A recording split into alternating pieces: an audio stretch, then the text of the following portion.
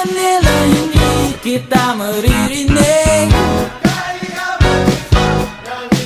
So I'll be waiting in Manila kahit di ka na babalik.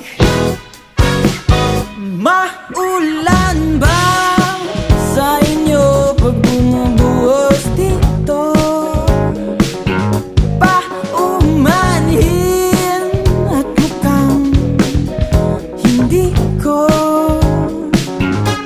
masasabayan ang iyong yapak sa pagngiti at pag-iyak, sa paglipad at pagbagsak ng araw-araw.